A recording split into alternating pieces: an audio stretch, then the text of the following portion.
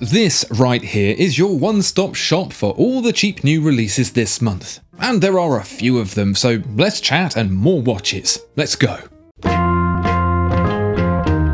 The astute amongst you will have noticed that the Fears and Studio Underdog collaboration exclusively for the New York wind-up show, dubbed the Manhattan, has an accomplice. Feeling guilty that much of the world couldn't enjoy the first two additions to the Cocktail Collection, founders Nicholas Bowman Scargill and Richard Bentz decided to go for round 3 and pour some mimosas. Whilst the metal vessel of the mimosa will be familiar to fans of the previous beverage-based Beatkeepers, where things get a little bit fruity is with the dial. Based on the O2 series field watch and consequently the gimlet, it features a fully loomed gradient dial in mimosa colorations, with a layer of sapphire floating above it, upon which the markers are printed. New for this edition, however, is a blistered texture applied to the surface that harkens to the bubbles atop a glass of fizzy mimosa. The layered layout also means a caustic light show gets projected on the dial below, like the bottom of a summertime swimming pool, but yellow. Side note, never swim in a yellow pool. It's a sweet evolution that suggests the imagination that brought you the watermelon still has a lot more to give just yet. Very refreshing. Once upon a time, when I used to think about ceramics, what was brought to mind was my nana's porcelain frog collection. But since the innovation of zirconium dioxide in watchmaking, it's developed a whole new meaning. Better scratch resistance than a disciplined mosquito victim. We see it presently in many bezels, since the original purpose of this ring-like device was to protect a watch crystal from knocks, but less so for the entire case. The difficulty of manipulating 3D shape into something very hard shouldn't be lost on anyone with constipation, and so ceramic cases are few and far between, often exclusive to those with larger budgets to spend. Not so with the Earthen Summit. To sum it up, this is a field watch built, confusingly, from a word we commonly associate with earthenware, but in this case from 38mm of rock-solid ZR02. A Miyota 9039 keeps prices down to less than £700, and a water resistance of 100 meters will keep it leak-free on all but the most soggy of underwater swims. The squared-off integrated watch from Benjamin James, the Scarifour, is expressing its wild side with 3 different slices of colourful stone doing dial duty below the crystal. For under £1,000, you can treat yourself to deep blue lapis lazuli, the orange sand dunes of agate, or a slice of bread left forgotten at the back of the cupboard in green jade. Benjamin James is far from the first to jump on this boulderous bandwagon, however his affordable approach to high-quality watchmaking benefits nonetheless from the addition of natural stone. The great irony is that these fancy pebbles are far from expensive, that is, unless you want examples that present no features whatsoever. The impurities that bring character and interest to stones of this nature are often what makes them affordable, and with the Scarifour at least, those savings are passed on to you. A hand-wound Sellita SW210 hides inside a 31x40mm steel case, with hardened mineral glass crystal and 50 meters of water resistance, with a double deployant clasp keeping things affixed to the wrist. Whilst the stone dial editions aren't limited overall, just 100 of each will be produced every year. Sticking with the A-circular theme is the Anders AC2 Volcán, a cushion-cased two-hander that's taking inspirations from a different kind of 70s trend in watchmaking. Also known as a TV-style dial, because if you sit too close your eyes will go square, the AC2 Volcán in 37mm is a taste of what's currently being enjoyed at auction, without the risk of inflicting oneself with bidder's elbow, symptoms of which include a sore wallet. At £378, the Volcán comes in an ice blue sunburst, but at an extra cost. The 3 stones previously featured on the Benjamin James are also available, with the addition of Tiger Eye to bring the collection up to 5. The Jade and Tiger Eye pieces get bronze cases over stainless steel, and all are powered by a quartz Miyota to keep the case less than 6mm thick. Sapphire crystal and splash resistance complete the picture. Please do not adjust your set.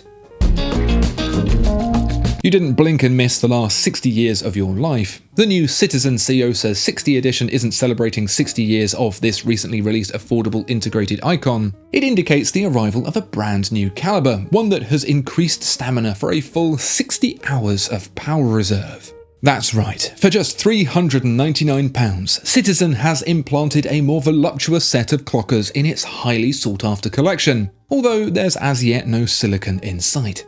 On the dial is replicated a traditional guilloche pattern, which can accurately claim to have been as close to a Rose engine as an FP Journe. The double deployant clasp on the Jubilee-style 5-link bracelet is a nice touch at this price, although the shimmering blister that is the date display magnifier won't be quite as universally appealing. It's no coincidence they're favoured by people with bad eyesight and bad taste. As always with Citizen, there are more dial configurations than a bank vault safe, with a premium added for pretend precious metals. A popular staple of the affordable fairer collection has been the 3-hand, now back for its third iteration for the 3-hand Series 3, available alongside the original Resolute colour configuration in 3 new arrangements. Trust me, that's about as much sense as the naming convention will ever make. All you need to know is that the 39mm watch now comes in a retro salmon guilloche style dial and 2 textured dials coated in clear lacquer in metallic blue and red. As well as the 2 colours, 2 scales of texture differentiate the Alert and Venture as they're known, in addition to the switch between baton and numeral markers. £1,025 is required to secure one of these watches, which benefit from a Laju Perret G101 in the highest grade, 100 meters of water resistance, and a 68-hour power reserve. If you want to mix it up with a bracelet, that's an extra at £170 with a seamless double deployant clasp. Now, I know what you're thinking. Why has no one ever cut up a pair of jeans and inserted them into a watch? You'd be mad not to wonder. At least as mad as the people walking the quiet corridors of the Arsène Lippens rehabilitation clinic for emotionally distraught attractive people, depicted in the video for the new Artigiano. The Artigiano collection does indeed make use of leftover textiles in the formation of its dials, separated into 3 different fabrics, Portofino, Como and Chianti, which I can only assume to be Italian for stonewash, Brook Shields and Teacher's Elbow. For a little under £1,000, your choice of cloth will be framed beneath a pair of Dauphine hands within a 37.5mm steel case. Matching suede straps are paired with the watches, except the Portofino, which switches out baby blue for grey. Although perhaps they missed a trick in skipping the double denim option for a full Canadian tuxedo edition. Unlike the round fabric dial, no corners have been cut for the Swiss Salita caliber, which keeps timekeeping as tight-knit as any of these Italian weaves. Famed for the unusual rectangular Rivanera, Echo Neutra are back once again to demonstrate a complete indifference to visual code with a remarkably different Averau. A field watch with Bauhaus inspiration, it's now available in both 3-hander and chrono models in a black case made from ceramic. £859 and £1,745 are both jumps up from previous steel editions, although now, as well as added scratch resistance, comes a stealthy night-dwelling superhero vibe that pairs well with an orphan billionaire aura. They're big boys at 42mm across, fitted with titanium hardware, including the inner case frame, atop which the ceramic outer layer is seated. This is to aid in the one flaw of ceramic watches, which is they're more fragile than Kanye West's ego when dropped. Avoid keeping them on the far right of your watch box. On the titanium caseback is depicted what I presume to be a diagram of how I fold laundry, repeated on the lower dial of the 3-hander, which also for this ceramic edition does without a date window. Read a newspaper instead. Both are water resistant to 100 meters, with the chronograph's pushers of the screw-down kind. Red accents on the tips of the various seconds hands make for some eye-catching time-telling. If you fancy something quite a bit different to what we've seen so far, then Luria is here to bring your pre-war wristwatch fantasies to life with the Merlin. That's not a reference to pre-Potter wizarding, however, rather a nod to the Rolls-Royce engine that powered many an air race to Allied victory in World War II. The watch itself borrows from the Longines Weems watch built for the Royal Air Force, whose rotating timing bezel could be locked with the crown at 4 o'clock to prevent any errant setting. To keep things authentic, a 37mm diameter steel case just 9mm thick gets a bulbous hesselite crystal and a radium shade lume for the dial and heat blued hands. But fear not, because the included tube of polywatch will keep the crystal scratch free, and the lume is non-radioactive, so you'll retain what's left of your hair as well. All that plus a Miyota caliber for £525. It seems inspiration for the past hasn't just been taken for the design, but the price as well. Although Laurier won't take ration stamps as payment. I'll be brief in asking you to please like and subscribe and all that. I'd be very grateful if you could take a moment to do so and to leave a cheeky comment whilst you're there. There's a link to my merch store in the description below too if you fancy cladding yourself with some AMW cotton, like this. I'd also like to thank my exquisite Patreon clan for supporting the production of my videos too. You too can join them for not very much, giving you access to extra videos and direct conversation with yours truly. It's the perfect opportunity to find out if you should buy that watch, although, spoiler, the answer is probably yes. There's a link to my Patreon in the description below.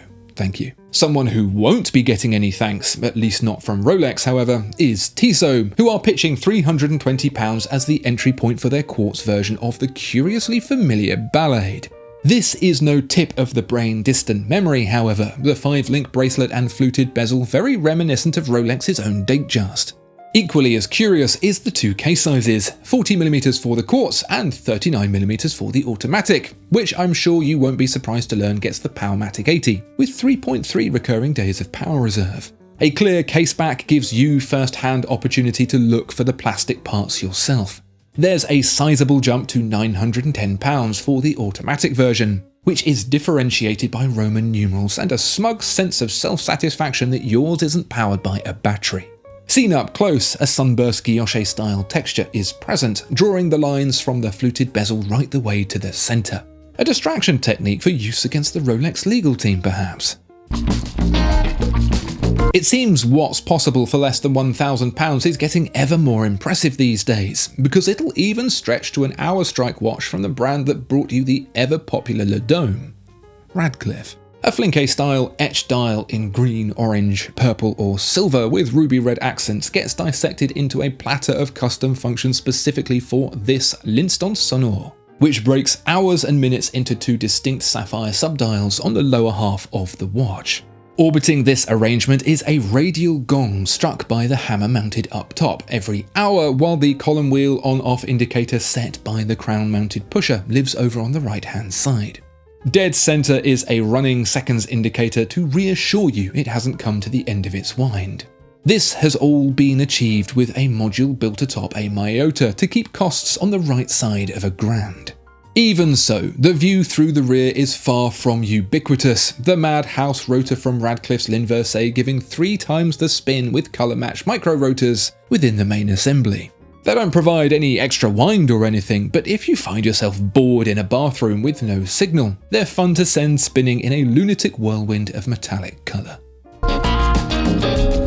If that's twice the budget you've got to spend, however, then Seagull is here for half that with the 1963 Legacy Edition Moonphase, a premium edition of its budget-friendly chronograph to celebrate 70 years of Chinese watchmaking, numbered at just 1,500 pieces. As a proportion of the Chinese population, that's pretty limited. The Legacy Edition gets a few special extras to make the celebration worthwhile, such as a blued swan neck regulator, heat-blued hands, and a glowing Moonphase display at 6 o'clock on the dial. It seems the quality throughout has been turned up just a notch, from the lightly sunburst salmon dial to the brushed and polished column wheel caliber. It's all contained in a stainless steel case 40mm across and 12.7mm thick, with 50 meters of water resistance available for anyone brave enough to try it. In case you ever wondered why the Brew watch brand was so named, here's an analog-digital hybrid edition of the popular metric series to offer an explanation. Called the Blend, the lower half of the dial is dedicated to a glowing red Knight Rider-like module that offers a 30-second percolation countdown timer complete with coffee cup animation. As someone who can't tell the difference between coffee and cow shit, the relevance of a 30-second espresso timer means nothing to me. But for those who cower at the feet of their caffeinated god, if it helps you shake those caffeine headaches in the most delicious way possible, who am I to judge? £322 gets you 37.5 by 43mm of stainless steel baristastic timekeeping ability, complete with sapphire crystal and quartz movement that requires the replacement of the button battery, or pod if you will, every few years. If you're looking for a coffee-themed Anna Digi watch, it's a small price to pay. Otherwise, in the sage words of George Clooney, what else? Spaceone's Tellurium is, in my mind, emblematic of the best of budget watchmaking today. They, in the immortal words of Pontius Pilate after the sentencing of Christ, absolutely nailed it. But good, it seems, is not good enough, because the Tellurium is back for a whole new chapter of spacefaring adventure. To catch you up if you previously missed out, the Tellurium accurately represents the position of the Earth and Moon around the Sun over the course of a calendar year, in a watch cheaper than a Tudor Black Bay. That's an astronomical level of watchmaking wrapped up in just 42mm of grade 5 titanium. It's a complex module laid on top of a stop rod caliber, with lots of mathematics required to maintain an accurate representation of this planetary ballet. And now with the skeleton edition, you get to see that action happening for yourself. Slices of dial have been extracted for a view through to the steel and brass additions that make the Tellurium tick. Back by popular demand, the collaboration between Spinnaker and watch modbod Seconde gets an updated persona for the 2025 edition of the Phantoms, rebranded as the 47+3, presumably to avoid getting into salty water with original Fathomers Blancpain. This time, the watch, available in 40mm at $525 and 43mm at $475, receives a spooky distorted bezel profile surrounding the haunted dial, which glows in 3 different colours of ectoplasmic goo. Which is, fear not, because both watches get 150 meters of dunk resistance, not to mention 2 included straps, including the 7-link bracelet. A Miyota 9015 is fitted inside the smaller of the 2, while the big boy gets a Seiko NH35. It's just in time to keep your Halloween season on schedule. Seiko is on a roll with its space-themed reissues, because next in line is an update of the 1980s A829, also known as the Rotocall. Designed for use with space gloves on. Side note, do you think they have a piece of string connecting them through the sleeve so the astronauts don't lose them? Some of the fiddly buttons have been replaced for a bezel setting mechanism that changes the watch's mode. While not officially adopted by any particular space agency, the Rotocall has actually been worn in space on several occasions, giving it legitimate interstellar credentials. Not to mention, it looks vaguely like a Royal Oak, which means people will blindly buy it regardless. The mode setting bezel is, I think, a great idea, because there's nothing quite like a digital multifunction watch for forgetting how everything works. With the bezel indications, the functions are clearly depicted and even color-coded to the relevant buttons, so there's no chance of setting the alarm wrong and waking up late on the International Space Station and getting space detention. This £480 Astro watch is even water resistant to 100 meters, so it'll survive splashdown. Continuing a theme of watches that fly just under the radar of £1,000, Christopher Ward's 36mm C63 Sealander has shed its conservative shell in favour of a rather more audacious set of dial options. In 4 really vivid colours, the Sealander Rock swaps sensible for striation across turquoise, charoite, tiger eye and malachite, giving pretty much any pebble hound the chance to get their rocks off. Especially interesting is the use of charoite, which I don't think I've ever seen in a watch dial before. The swirling purple reminds me of the northern cap of Jupiter, or maybe those little bath pearls I got in trouble for popping as a kid. Seeing the rheoscopic fluid effect of 20 bath pearls at once was well worth the sore backside later on. I also applaud the avoidance of the obvious choice of lapis lazuli. As nice as it is, one's third eye can only be so activated.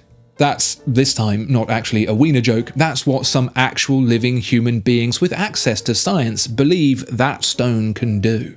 For whatever mystical reason you choose a Christopher Ward Sealander Rocks, your third eye will unfortunately stay firmly shut.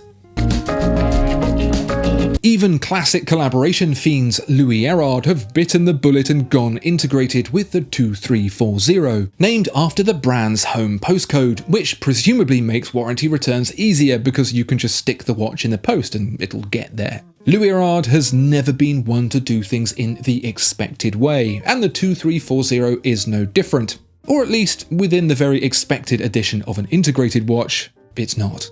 Rather than crisp angles bisecting the dial, soft curves and inflated bubbles, especially on the mint green version, offer cues of a padded cell from the Blade Runner universe.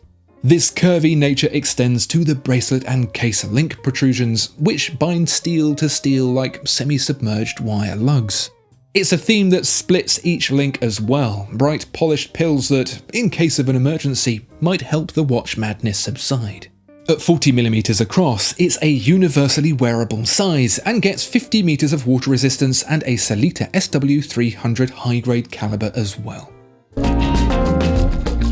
Now, I'm well aware this limited edition of the Nomos Club Sport Neotmatik Worldtimer is meant to evoke the cockpit colours of nighttime aviation, but I'm going to invent my own world for these strangely familiar colours in the hope that it will scratch a little bit of a brain itch for you. An absolutely burnt-in memory for me of the 80s and 90s, more the 90s because I'm still young and trendy and whatnot, is the hi-fi stack.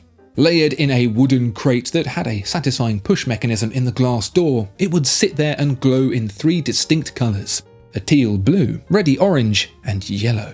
This was before LEDs cracked full spectrum colour, and even before LEDs at all, because that warm, homely glow was created by VFDs, or vacuum fluorescent display tubes, filled with a phosphor that glowed when energised with electricity. It's a colour theme perpetuated by hi-fi brand Macintosh today, and for whatever reason has also ended up in this latest round of Nomos Worldtimers. I've already stated that this 40mm watch is one of the best value for money options out there, and this new round of nostalgic colours makes it even harder to resist.